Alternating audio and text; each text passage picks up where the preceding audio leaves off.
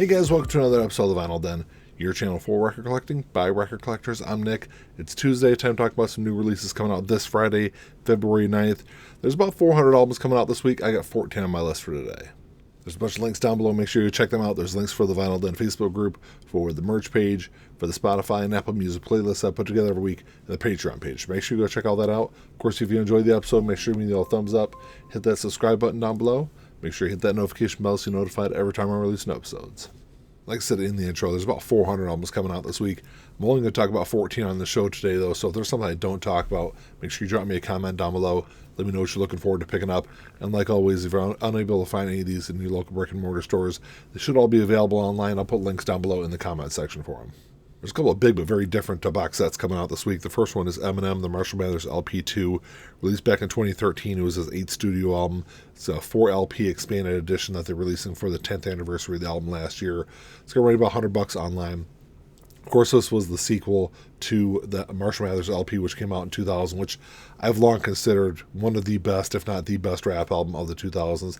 The sequel wasn't quite the same beginning and had some skippable tracks, whereas the first one did not, but still a really good album. If this was the Marshall Mathers LP and not the Marshall Mathers LP2, I'd definitely be all over it. I'd love to see them do a version of this for the first one, but what you're getting the expanded edition, you got 11 bonus tracks on there, you got some B-sides, you got some instrumental stuff. It's one I'll stream. I'm sure all those tracks will be available on streaming, so I'll definitely check that one out. And then the second box set coming out this week is Les Claypool, Adverse Yaw, the Prawn song Years. This is going to run you about $126 online. This is a 6-album, 7 LP box set being released, celebrating Les Claypool's solo career from a bunch of different side projects he's done over the years. But you got, this is all going to be on colored vinyl also. You got Live Frog, sets 1 and 2. You've got Purple Onion, which Purple Onion's been out of print for a long, long time. And then you get Of Whale and Woe and Of Fungi and Foe. And then you've got the Big Eyeball in the Sky, which Big Eyeball in the Sky has never been released on vinyl before. Les is really interesting. He's got some really interesting music. This box set, kind of along the same lines that the Eminem box set. Not one I'll grab this week, but maybe actually a couple of those albums I'd like to have on vinyl. I'm not sure, $126 for the box set. I'll grab it, but maybe if I can grab them individually, I probably will. But it's like I said, if you're unfamiliar with Les Claypool, you obviously know him from the work he's done with Primus. Definitely interesting. Like I said, go back and go through a lot of his solo stuff. There's some really interesting music there. Got a new album from Usher coming out this week. This is Coming Home, his 9th studio album. It's a 2 LP release. It's going to run you about $35 online. And there's multiple variants of this. I know there's a Amazon exclusive. I think there's also an indie exclusive. There's a couple other versions I've seen online out there. So definitely ones you can grab. So this is his first album of new music since 2016. It's going to be released 2 days before his halftime performance at the Super Bowl this year. I think it's going to be a really good album. I loved a lot of the stuff Usher has done over his career. I'll definitely add it to my list to stream this week. So he got some great features on here, though. He's got Summer Walker, 21 Savage, Her, Burna Boy on here. This is really great people he's put together to do this album. I'm definitely looking forward to this one. Like I said, I'm not going to grab it on vinyl this week. I'll definitely stream it. And then the next one's an interesting release because I don't really know what to expect of it.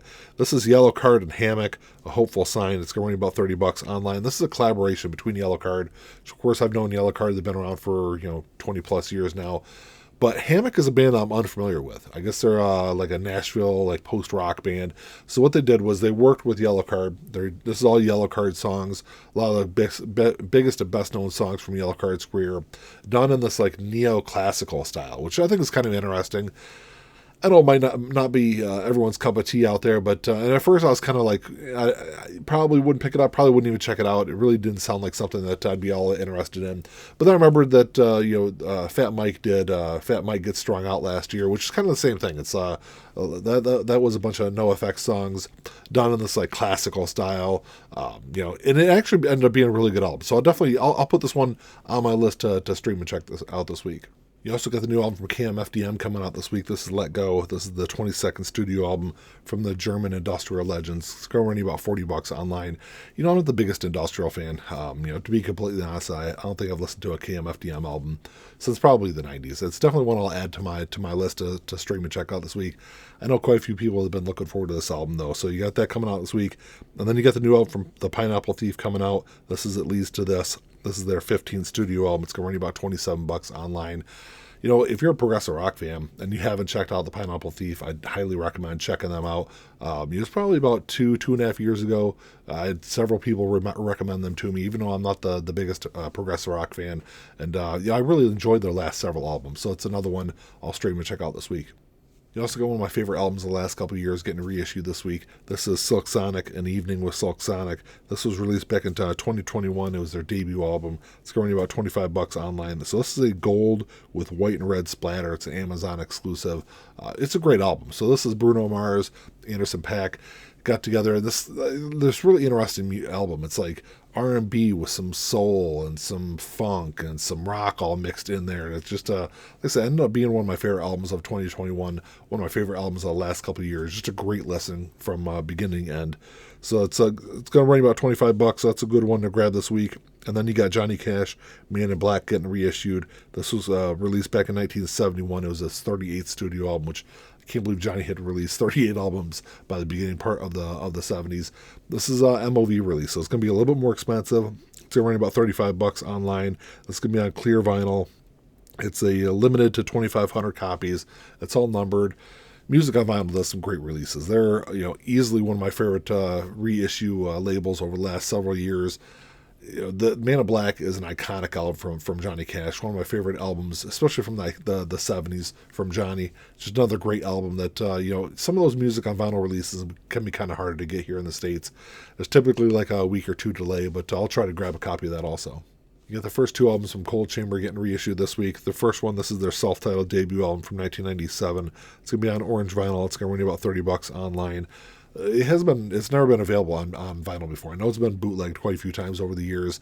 This is the first time it's ever being released on vinyl, though. If you're unfamiliar with Cold Chamber, very much in the same kind of, around the same kind of sound as a lot of those other new metal bands from the late part of the 90s. Think like Korn and Deftones, I think were like the two biggest ones. They're very similar to those kind of bands. This is actually the only album from Cold Chamber that never charted, even though it is their biggest selling album. I don't think it's their best album, though. I think their second album is probably their best. But you also got their second album getting reissued this week. This is Chamber Music, released back in 1999. It's also going to run you about $30 online. This is going to be on purple vinyl. So this album has been available on vinyl in a long time. I know the only time it's been ever released before was in 99 when the album came out. It was on Picture Disc. You know, a Picture Disc sound. They're not the best sounding albums. So it's you can kind of consider this the first time it's being released, at least as a standard release. This one charted pretty well. I think is actually very similar. It's very similar to their self-titled debut album, but I think beginning to end, it's a little more of a complete album. I think I put this a couple of notches above that debut. It's a really interesting music on vinyl release coming out this week. This is Fear, the record. This is Fear's debut album from 1982. It's going to be on translucent magenta vinyl. It's going to run you about $35 online. It's limited to 1,500 copies. Fear is a really interesting band. They're also a very polarizing band. Early 80s hardcore punk. They were one of the pioneers in that scene.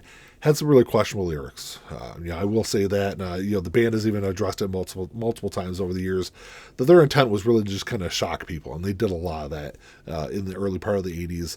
I will say that, so this album came out in 82. If you go back and watch their Saturday Night Live performance from 1981, you'll understand why the band was banned from Saturday Night Live. I don't even think they were able to finish their set on that show that night. Really interesting album, really interesting band to check out. And then you've got Meat Puppets 2 getting reissued this week. This first came out back in 1984. It was their second studio album. It's newly remastered. It's going to run you about $20 online. Megaforce has started doing this series where they're going to start reissuing all the Meat Puppets albums. This is the second one in their release. Meat Puppets 2, I think, is easily they're probably their best album. If I could, off the top of my head, comparing it to some of those other early Meat Puppets albums, this is always the one I would fall back onto. It says a lot of their best known tracks on there. It's just a really good album from the Meat Puppets. You also got the first two albums from Cat Stevens getting reissued this week. The first one is Matthew and Son, released back in 1967. It was his debut album. It's on cream vinyl. It's newly remastered. It's going to run about $30 online.